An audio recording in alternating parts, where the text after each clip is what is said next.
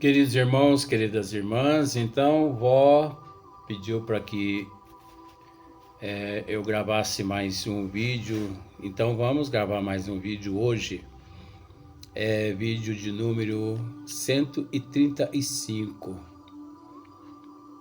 é isso mesmo, 135.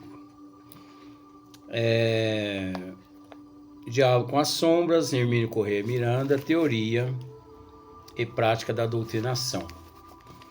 Então aqui, Hermínio Corrêa Miranda, ele disse assim: façamos uma pausa na exposição para um exame da fé que tanto nos interessa neste como em tantos outros contextos.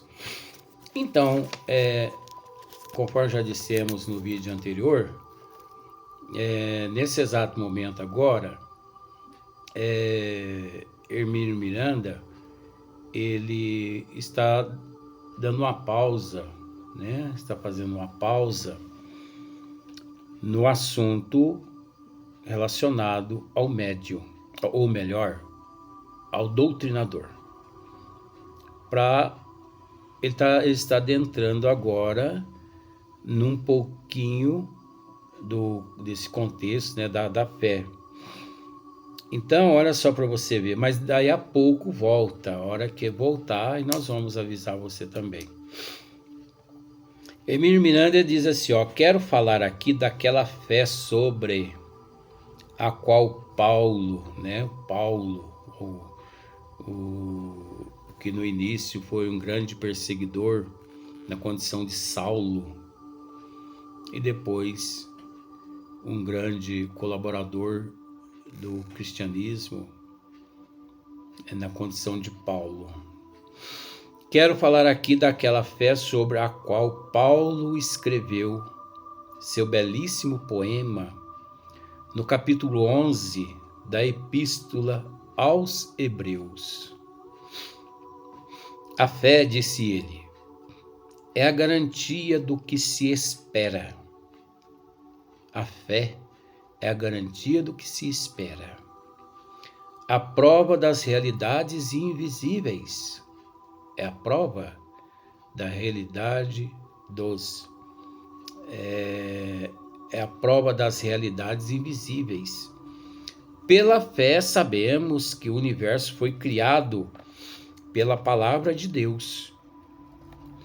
Então, pela fé, sabemos que o universo foi criado pela palavra de Deus. É lógico que é o único termo que Paulo, naquele momento, encontrou, né, no vocabulário, porque Deus, em momento algum, ele precisou dizer: surja aqui o universo, surja ali, surja lá, né? Apareça aqui. Não.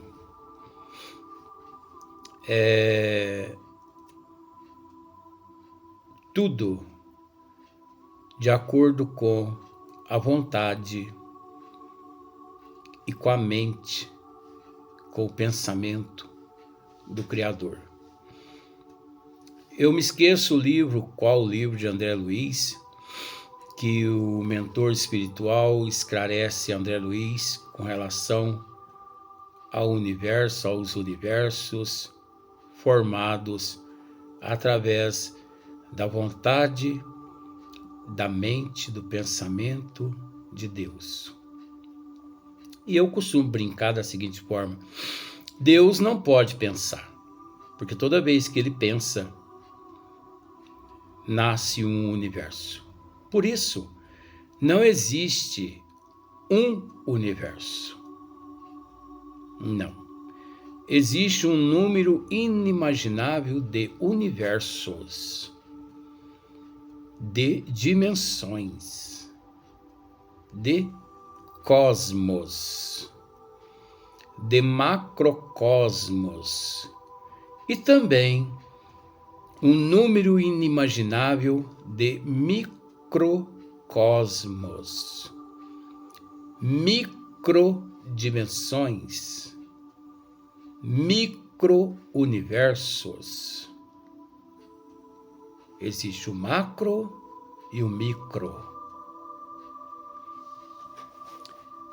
Tudo obra de Deus. Tudo obra de Deus. Então, pela fé sabemos que o universo foi criado, mas isso foi Paulo quem disse, né? Foi criado pela palavra de Deus. De maneira que o que se vê resultasse daquilo que não se vê. Olha só. De maneira que o que se vê resultasse daquilo que não se vê. É o resultado. Em Paulo, a fé era o suporte das realidades que o conhecimento ainda não atingira. Em Paulo, a fé era o suporte das realidades que o conhecimento ainda não atingira. Isso é muito importante, né? O suporte da realidade que o conhecimento, o intelecto, né, a cultura ainda não atingira. É natural, porque existem as suas fases. Em Kardec, é a certeza. Então, enquanto em Paulo era o suporte das realidades que o conhecimento ainda não atingira, olha só para você ver a diferença. Em Kardec, é a certeza daquilo que o conhecimento, afinal, alcançado. Isso é muito importante, porque enquanto Paulo dizia uma coisa, Kardec vinha e dizia outra. É lógico que todos os dois estavam certos, né? Porque em Paulo, a fé era o suporte das realidades. A fé era o suporte das realidades que o conhecimento ainda não atingira. Em Kardec, enquanto Kardec é a certeza daquilo que o conhecimento afinal alcançado confirmou no coração do homem. Então você viu só? Enquanto um mostra um ângulo, Kardec vem e mostra outro ângulo definido, definitivo. Por isso que fé inabalável para Allan Kardec é somente aquela que pode encarar a razão face a face em todas as épocas da humanidade. Então, para o Cristo, olha só, se para Paulo fé é uma coisa, para Kardec era outra coisa, né? Porque cada um seguia uma rota. Para o Cristo, a fé do tamanho de uma semente de mostarda bastaria para remover montanhas. Maravilhoso, não é? Ei, doutrina! Para o Cristo, a fé do tamanho de uma semente de mostarda bastaria para remover montanhas. E você já teve a oportunidade de ver a semente de mostarda? Eu já. Ela é microscópica. Pensemos num grãozinho de açúcar. É daquele tamanho. O grão de açúcar é maior que o grão de uma mostarda. Só que aqui tem um sentido duplo. Não sei se você já parou para pensar. Para o Cristo, a fé do tamanho de uma semente de mostarda bastaria para remover montanhas. Que montanhas são essas? Será que essa montanha a qual o Cristo aqui refere, será que são as montanhas de granito, de basalto, que existe aqui na Terra? Olhe para o horizonte. Você vai ver a Serra da Canastra. Porque, lógico, Minas Gerais, né? Então nós temos o privilégio de ter essa preciosidade. Mas tem outros países que têm os maiores picos do mundo, né? Mas vamos pensar na Serra da Canastra. Então olha para o horizonte e veja lá uma serra, uma montanha. Será que o Cristo, aqui, ele referiu às montanhas de basalto, de granito? Será que o Cristo aqui ele estava se referindo a essas montanhas que nós vemos no horizonte? Não, gente. Para o Cristo, a fé do tamanho de uma semente de mostarda bastaria para remover montanhas. Que montanhas são essas, gente? Quais são essas montanhas? Que montanhas são essas? Essa montanha, ela tem tantos nomes: orgulho, egoísmo, inveja, ciúme, avareza, arrogância, imprudência, indisciplina, irresponsabilidade e por aí em diante vai. Primitivismo, vícios, você entendeu? Orgias. Isso tudo são empecilhos à nossa evolução. São considerados montanhas que obscurecem o nosso raciocínio, o nosso bom senso, a nossa prudência. Obstrui a nossa visão, não permitindo que enxerguemos um passo à frente da nossa narina. Então, essas que são as montanhas que, para Jesus, a fé do tamanho de um grão de mostarda é suficiente para remover todas as montanhas que trazemos encalacradas no nosso eu. É as montanhas internas, tá?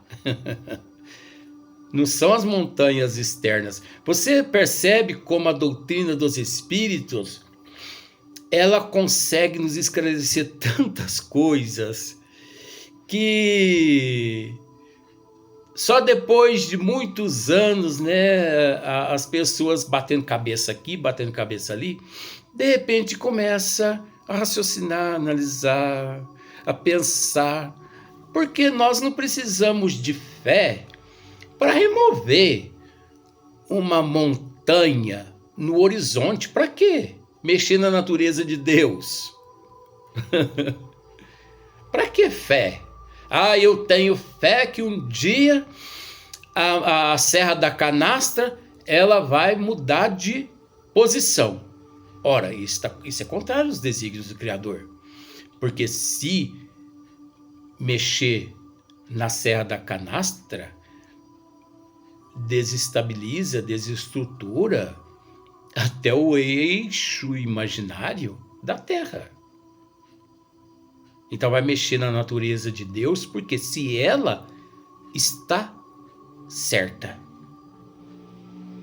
A única coisa que está certo entre todos nós são os desígnios de Deus. A natureza de Deus está tudo certo. Os únicos erros nós trazemos dentro de nós.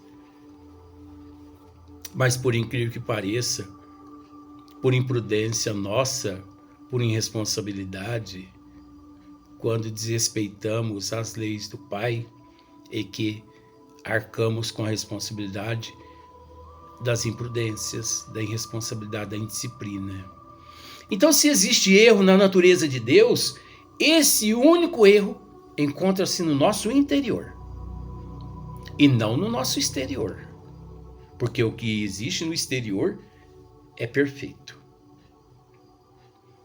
O que encontra-se no nosso interior é que existe o claro e o escuro, de acordo com a nossa evolução.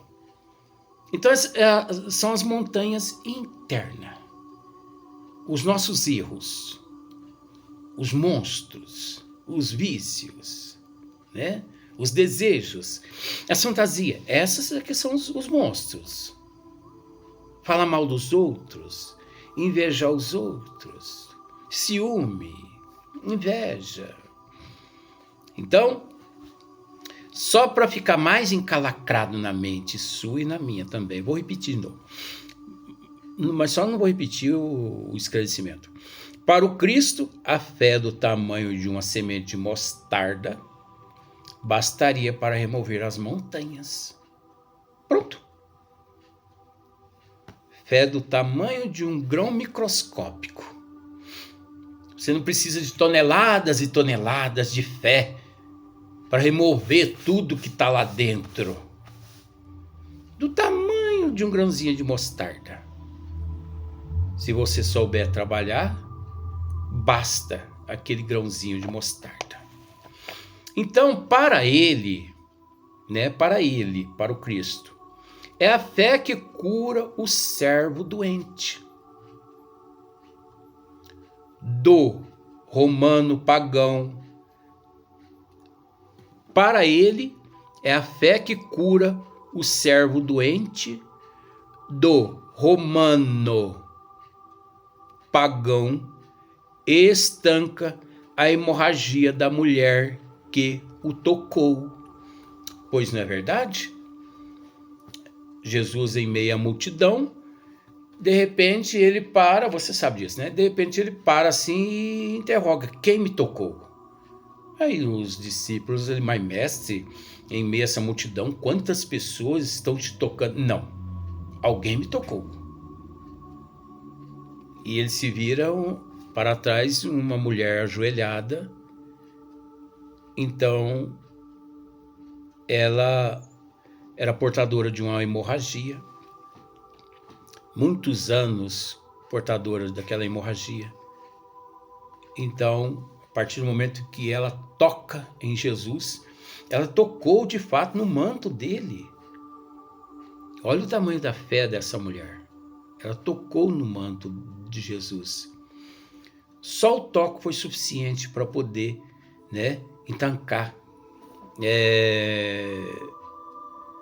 estancar aquela hemorragia. É a fé. Agora, é a fé acompanhada de obras. Que obras são essas? Estender as mãos aos necessitados. A obra também da resignação, da aceitação, da humildade. Então, se eu sou portador de uma hemorragia, pensemos por esse lado, e se Jesus me aparece, eu penso assim: eu sou portador de fé, toco no manto dele e não sou curado. Por que eu não fui curado? E ela foi curada. Porque eu não sou portador de resignação, de aceitação, de humildade, de paciência. Você observa quantas virtudes, quantos atributos eu preciso para chegar ao ponto do merecimento? Merecimento! Ajuda-te, que o céu te ajudará. Você pode ter certeza de que aquela mulher que recebeu aquela cura naquele momento, só por ter tocado no manto do Cristo, a vida toda, no corpo físico, ela batalhou para a redimissão. Ela lutou para ser ontem melhor que hoje, amanhã melhor que hoje. hoje melhor que ontem, amanhã melhor que hoje. Ela lutou a vida toda para humildade, aceitação, aceitar o problema com humildade, sem blasfêmia, aceitar. Agora, nem sempre não significa que aceitar é se acomodar e se acovardar. Não. Nós somos responsáveis pelo corpo que desfrutamos dele. Nós temos que cuidar do corpo e do espírito. Eu preciso ir ao médico, eu preciso tomar medicamento, eu preciso passar por cirurgias. Mas como eu tenho também que lutar pela minha parte espiritual, porque afinal de contas, aqui é uma alma que reveste, usando esse termo, que reveste um corpo físico. Então eu tenho que cuidar desse corpo físico, que afinal de contas é a roupa dessa alma que aqui se encontra. Então a fé é acompanhada de obras. Essa obra é a resignação, é a aceitação, é a humildade, é a paciência, né? É aguentar a dor daquele fluxo sanguíneo com calma, com humildade, não blasfemando, não abjurando. Isso é obra na vida nossa, mediante todos os problemas que nós enfrentamos, nós temos que agir com paciência. A fé acompanhada de obras. Porque a fé sem obra, ela é nula. A fé sem obras, ela é fanatizada. É o mesmo que uma pessoa fanática. Porque a pessoa fanática, ela é obsidiada, ela é perturbada, ela é esquizofrênica, ela é doente, ela é louca, né? Ela é portadora de vários síndromes. Então, é a fé raciocinada de Kardec. Em toda a época da humanidade, da evolução. Então, para o Cristo, para ele, é a fé que cura, né, o servo doente do romano pagão. Estanca a hemorragia da mulher que o tocou. É a ausência de fé que ele censura docemente nos discípulos que temeram a tempestade e a morte. Sim, quando houve a tempestade, os discípulos temeram. E Jesus ali, né, naquela embarcação, naquele barco, sossegado, tranquilo, sonolento, lá fora a ventania, a tempestade, e os apóstolos tudo temendo, né, aquele vendaval, aquela chuva, temendo que o barco pudesse afundar, né? Então ele é repreendido por Jesus, eles são repreendidos por Jesus, homens de pouca fé e tudo mais, né? Porque eles tiveram naquele momento ali medo da morte, medo de morrer. Ora, morrer. Morrer como? Eles ali, desfrutando do mestre, desde quando convidados pelo mestre a acompanhá-lo, eles de fato, mais conhecimento do que toda a humanidade eles tinham, de que a morte não existe.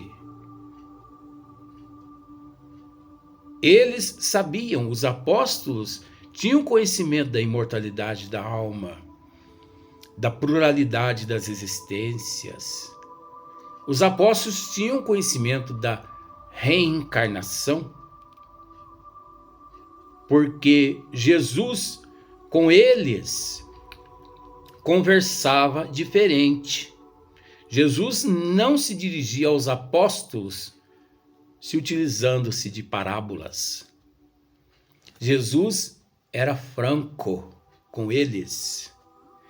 Isso não quer dizer que, se dirigindo à humanidade através de parábolas, Jesus também não era franco. Sim, ele era franco, porque, conforme Chico mesmo dizia, eu não minto, eu não menti, eu apenas adiei a verdade, porque a pessoa não estava preparada para ouvir a verdade. Mas isso é vindo de Chico Xavier, isso vindo do Cristo, porque no nível que nós nos encontramos, é preciso pensar bastante. É preciso pensar bastante, porque é de extrema importância a verdade. Existe um ditado que diz assim: doe a quem doer, mas sejamos verdadeiros. Perca-se tudo, mas não perca-se a dignidade. É preciso ser verdadeiro.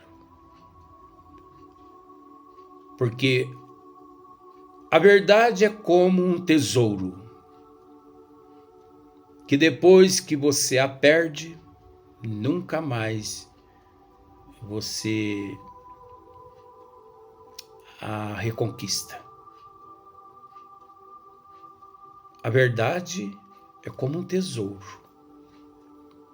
que depois que você o perde, nunca mais você reconquista a confiança. Então é preciso agir com honestidade, em todo sentido da vida. A verdade em primeiro lugar, pois não existe meia verdade, e sim verdade. Como, por exemplo, tem muitas pessoas que me dizem assim: porque eu sou mãe solteira. Eu digo: minha amiga, você está com razão de dizer que você é mãe solteira. Mas não pense assim. Por quê? Porque não existe mãe solteira, e sim mãe. Mãe resume-se tudo. Não há necessidade da pessoa ficar inventando outros termos. Mãe é mãe. A verdade é verdade. A verdade é verdade. Não existe meio termo. Como no Espiritismo, não existe improvisação.